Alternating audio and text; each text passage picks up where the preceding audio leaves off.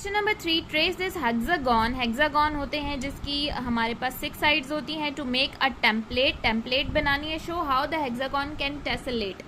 टेसलेट का मतलब है कि आपने कुछ इस तरह के इसके अंदर फिटिंग्स कर देनी है कि सबके सब शेप्स जो है वो एक दूसरे के अंदर प्रॉपरली फिट हो जाएं। तो किसी भी तरह की टेसलेशन आप बना सकते हैं। I have tried to make the easiest one. Tessellation पे बहुत डिटेल्ड वीडियो मैं सबसे पहले अपलोड कर चुकी हूँ, animated video, you can watch it. तो आपको टेसलेशन अच्छे से समझ में आ जाएंगे। Number 4, can these shapes tessellate? Right yes, no और अनश्योर। क्या ये शेप्स टेसलेट करती हैं? आप अगर येस करते हैं तो येस और नो, या फिर आपको श्योर नहीं है। ठीक है। स्क्वायर, अब एक स्क्वायर टेसलेट करता है, उसके अंदर बहुत सारी शेप्स फिट आ जाती हैं। For example this one. ठीक है। अ रेगुलर ट्राइंगल, एक रेगुलर ट्राइंगल इस तरह की एक रेगुलर वो शेप होती है जिसकी सारी साइड्स इक्वल होती हैं। ठीक है। तो वो टेसलेट करेगा। उसके अंदर हम एक दो और इस तरह की शेप्स बना सकते हैं, इस तरह की। ठीक है। पैटर्न्स बना सकते हैं। अ रेगुलर पेंटागन, एक रेगुलर पेंटागन। अब एक रेगुलर पेंटागन ड्रॉ करते हैं। 1 2 3, ये मैंने एक रेगुलर पेंटागन ड्रॉ कर लिया है।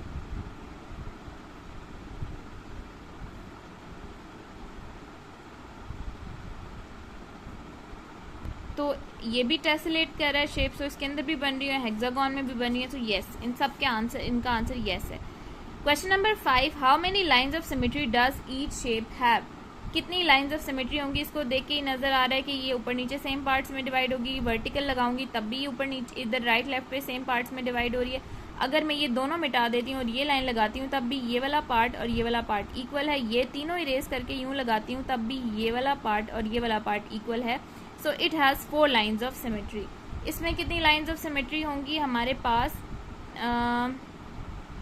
अगर मैं यहाँ से एक यूं लाइन ड्रॉ करूँ जो इस एरो को 2 पार्ट्स में डिवाइड करे और यूं कर दूँ। अब एक एरो और हाफ एरो दोनों में आ रहा है और ऑलमोस्ट एक कंप्लीट ये जो पार्ट ऑफ सर्कल है और एक उसका हाफ, दोनों पार्ट्स में आ रहा है। तो ये ऊपर नीचे बिल्कुल सेम हो गई, तो ये एक लाइन ऑफ सिमेट्री बन गई।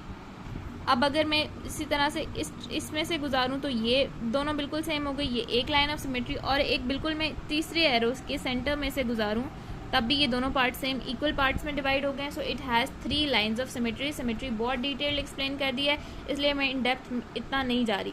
Now the picture see, it has how many lines of symmetry? अगर मैं यूँ करूँ तब भी इक्वल पार्ट्स में डिवाइड हो रहा है ऊपर नीचे, और अगर मैं यूँ करूँ तब भी, अगर बिल्कुल सेंटर से लाइन ड्रॉ करूँ with the help of scale, proper straight line, तो तब भी ये राइट लेफ्ट 2 इक्वल पार्ट्स में डिवाइड हो रहा है। लेकिन ऐसा करने पे डिफरेंट सिचुएशन बन जाएगी, डिफरेंट सिनेरियो होगा, वो बराबर नहीं होंगे डायगोनल ड्रॉ करने पे। तो it has 2 lines of symmetry.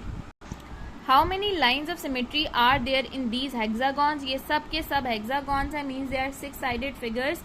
सो इनमें कितनी लाइन्स ऑफ सिमेट्री ड्रॉ हो सकती हैं? इसमें पूरी की पूरी 6 हो सकती हैं, because it is a regular hexagon. ये पहले हम बना भी चुके हैं, देख भी चुके हैं। So it has 6 lines of symmetry.